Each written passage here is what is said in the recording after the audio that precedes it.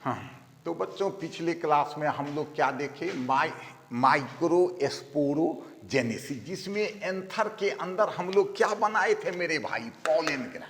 आ जाओ देखो, उसी पॉलन ग्रैन अर्थात माइक्रोस्पोर से मेल गैमेट या स्पर्म तक बनने की क्रिया को क्या कहोगे, माइक्रोगैमेटोजेनेसिस। अरे सिंपल सी बात है मेरे भाई बेवकूफों, परागकण से जब मेल गैमेट बनले उस क्रिया को क्या कहोगे, माइक्रोगैमेटोजेनेसिस।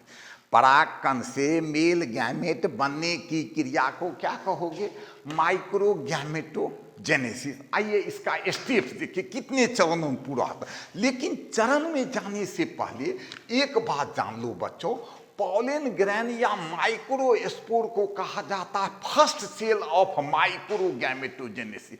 नीट में बराबर मेडिकल में क्वेश्चन पूछता है कि पौधे में मेल गैमेट बनाने वाला या स्पर्म बनाने वाला पहला सेल कौन है। तो बच्चों याद रखना, वो सेल कोई और नहीं है, क्या रे, पॉलन ग्रैन। हम लिखे भी हैं, पॉलन ग्रैन और microspore is the first cell of microgametogenesis. खैर अब आगे, जैसे ही ये पॉलन ग्रैन निकला मेरे भाई, मार्क करो, इसी पॉलन ग्रैन से ना आगे जाके क्या बनेगा, मेल गैमेट। अब आइए इसी पॉलन ग्रैन को माइक्रोस्कोप से देखें, महिला कॉलेज वाला माइक्रोस्कोप से देखो मेरे भाई। ये देखो एक सिंगल पॉलन ग्रैन, मार्क करो, पॉलन ग्रैन 2 लेयर वाल से घिरा होता है। बाहर वाले वाल को क्या कहोगे, एक्साइन, जिसका सतह देखिए ना मेरे भाई रफ है, रुखरा है। और भीतर वाले वाल को क्या कहोगे, इंटाइन, जिसका सतह क्या है, स्मूथ इन आउटलाइन। इसमें ये देखो एक बड़ा सा क्या है, न्यूक्लियस, और ये साइटोप्लाज्म। मार्क करो, इस साइटोप्लाज्म में कोशिका का सारा ऑर्गेनेल्स होगा मेरे भाई, लेकिन क्लोरोप्लास्ट नहीं होगा, अर्थात ये प्रकाश संश्लेषण द्वारा भोजन नहीं बनाएगा। यही कारण है कि इसमें आरएफएम, रिजर्व फूड मटेरियल, बहुत ज्यादा मात्रा में होता है, संचित भोज्य पदार्थ, ताकि विपरीत परिस्थिति में भी पॉलन ग्रैन क्या रहे, जिंदा रह सके। ठीक है, अब मेरे भाई तुम लोग तो जानते ही हो, परापोलिनेशन पढ़े हो, ये पॉलन ग्रैन की मुलाकात इस फीमेल से कब होगी या नहीं होगी, इसकी कोई गारंटी नहीं है। कब होगी, कैसे होगी, कोई गारंटी नहीं है। इसीलिए इसमें रिजर्व फूड मटेरियल बहुत ज़्यादा मात्रा में संचित रहता है। और एक जगह देखो एक्साइन इंटाइन बहुत पतला होता है, उसको क्या कहोगे, जर्म फूड। तो ये तो हुआ एक सिंगल पॉलन ग्रैन का स्ट्रक्चर। मार्क करो, प्रत्येक पॉलन ग्रैन 2 लेयर वाल से घिरा होता है, बाहर वाले को एक्साइन, भीतर वाले को इंटाइन। एक्साइन का सतह रफ होगा, इंटाइन का सतह स्मूथ होगा।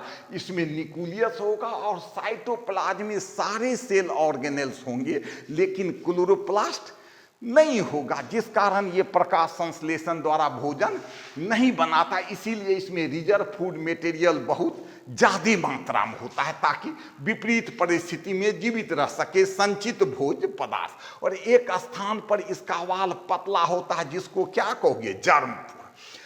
अब मेरे भाई जैसे ही मेल गैमेट बनने की दिशा में, मेरी बात को याद रखना, सबसे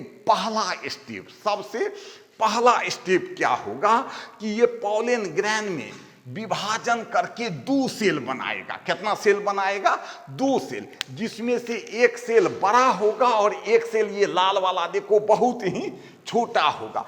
बड़ा वाला लार्जर सेल को क्या कहोगे, वेजिटेटिव सेल या ट्यूब सेल। कौन सेल कहोगे, वेजिटेटिव सेल या ट्यूब सेल, क्योंकि यही जाके बाद में पॉलन ट्यूब बनाता है रे। तो वेजिटेटिव सेल या ट्यूब सेल। और छोटे वाले को क्या कहोगे, स्मॉलर सेल। ये बड़ा इंपॉर्टेंट है, इसी को क्या कहोगे, जेनरेटिव सेल। कौन सेल, जेनरेटिव सेल, क्योंकि इसी से पॉलन मेल गैमेट क्या है रे, जेनरेट होता है, उत्पन्न होता है, इसीलिए इसका नाम क्या पड़ा, जेनरेटिव सेल।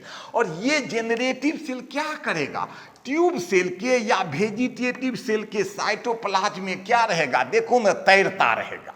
मतलब क्या, float in the cytoplasm of कौन सेल रे, वेजिटेटिव सेल या ट्यूब सेल के साइटोप्लाज्म में क्या रहेगा, तैरता रहेगा।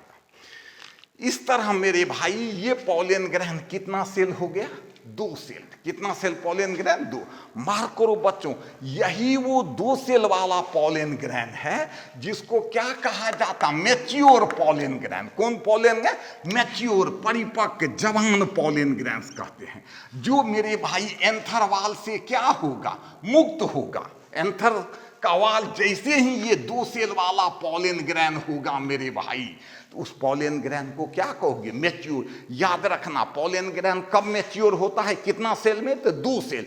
यही वो दो सेल स्टेज वाला पॉलन ग्रैन है जिसको क्या कहोगे? Mature pollen grain. और जैसे ही मैच्योर होगा तो ये अंदर से एंथर के वाल पर मेरे भाई क्या करेगा? दबाव डालेगा। अरे वही रे मरिंदा वाला जोर का झटका।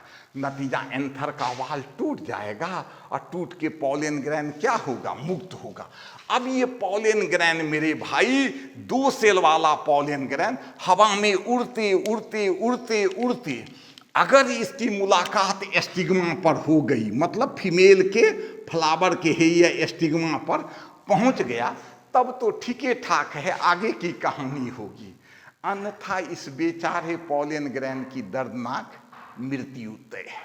खैर जो भी हो, हम लोग को आगे पढ़ना है। मान लो इसकी मुलाकात फीमेल अर्थात एस्टिग्मा से हो गई, हम लिख भी दिए हैं, this two cell pollen grains is called as कौन?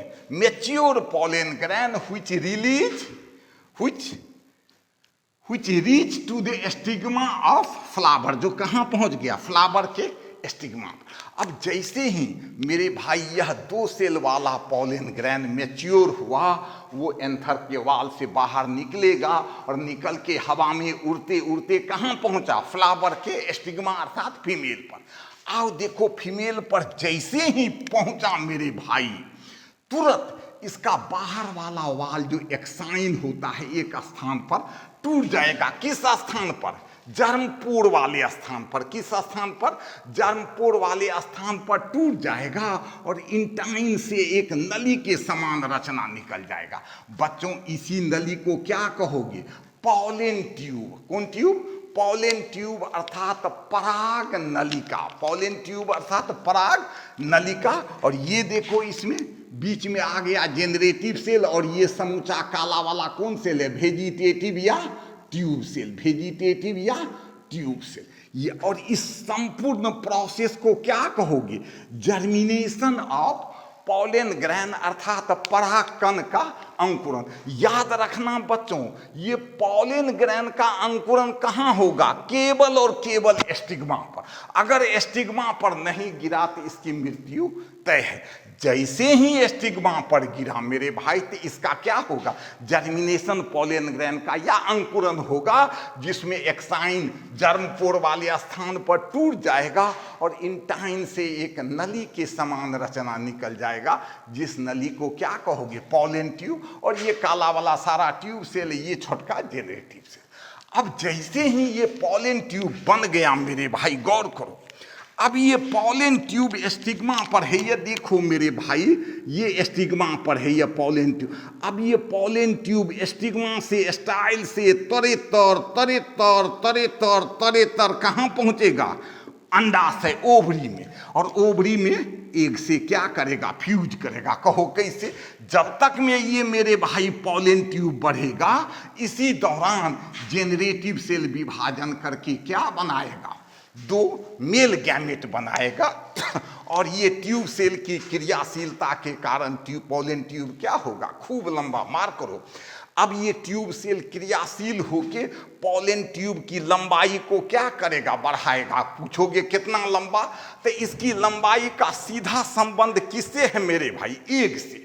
एग अगर कलकत्ता में रहेगा तो पॉलन ट्यूब बढ़ते बढ़ते कहाँ चला जाएगा मेरे भाई? कलकत्ता में। खैर, और इसी दौरान वृद्धि के दौरान मेल गैमेट जेनरेटिव सेल विभाजन करके क्या बना देगा? Male gamete. और जैसे ही मेल गैमेट बना मेरे भाई, माइक्रो गैमेटोजेनेसिस की कहानी समाप्त होती है। और इस पूरी रचना को क्या कहोगे? Male gametophyte. जो कितना सेल होगा? 3 सेल। इस पूरे रचना को क्या कहोगे? Male gametophyte. जो कितना सेल होगा? 3 सेल।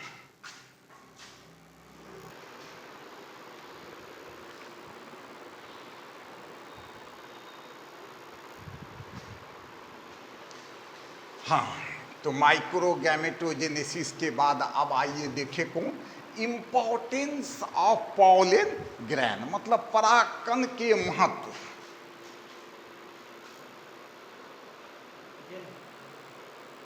बेटा एकरा होल्ड पर छो, रुकल छै। हाँ चल मार स्टार्ट। पॉलन ग्रैन का महत्व, मतलब पॉलन ग्रैन का लाभ और हानि। तो पहले आइए हानि देखिए बच्चों, ये पौधा को थोड़ा सा गौर से पहचानिए। ये है पार्थेनियम, इसी को कहा जाता है कैरेट ग्रास। कौन ग्रास? Carrot grass. क्यों? क्योंकि इसका पत्ता देखो ना गाजर के समान होता है, इसलिए गाजर घास भी कहते हैं और पैरेटियम। ये देखो इसका पॉलन ग्रैन, मार्क करो बच्चों, इसका पार्थेनियम या कैरेट ग्रास इंडिया में कहाँ, पहले ये पौधा इंडिया में था ही नहीं, लेकिन भारत सरकार ने जो गेहूं अमेरिका से आयात किया उसी के साथ ये अशुद्धि के रूप में, कंटेमिनेंट के रूप में, कौन सी मेरे भाई, कंटेमिनेंट, इसको ठीक कर लो, कंटेमिनेंट, कौन सी मेरे भाई, ये देखो ना parthenium comes India as a contaminant with imported wheat. गेहूं को जो आयात किया, इंपोर्ट किया विदेश से, उसी गेहूं के साथ बच्चों ये पार्थेनियम जो पौधा दिखाई या कैरेट ग्रास इंडिया में आया, और इसका पॉलन ग्रैन बहुत ही हानिकारक है। इसके पॉलन ग्रैन से क्या होता है, एलर्जी। आप इसको ज़्यादा छुइएगा तो आपको स्किन में क्या हो जाएगा, चकता चकता हो जाता है, एलर्जी। अस्थमा भी, जिसको दमा कहते वो भी होता है। ये तो हुआ पार्थिव। अब देखो लाभ में बहुत ऐसा पॉलन ग्रैन है, pollen grain of some plant are rich in nutrient, इसमें पोषक तत्व बहुत ज़्यादा होता है, इसीलिए इसका use as pollen tablet for food supplement. बच्चों बहुत पौधे का पॉलन ग्रैन बहुत ही उसमें पोषक तत्व ज़्यादा होते हैं, जिसका उपयोग हम लोग टेबलेट बना के भोजन के रूप में करते हैं। बच्चों एक पौधा होता है वेलवेस्टिया जिम्नोस्पर्म का, इसके पॉलन ग्रैन में विशेष प्रकार के, कौन सी विशेष प्रकार के प्रोटीन होता है, जिसका उपयोग हम पॉलन टेबलेट के रूप में करते हैं, जो बहुत ज़्यादा एनर्जी होता है।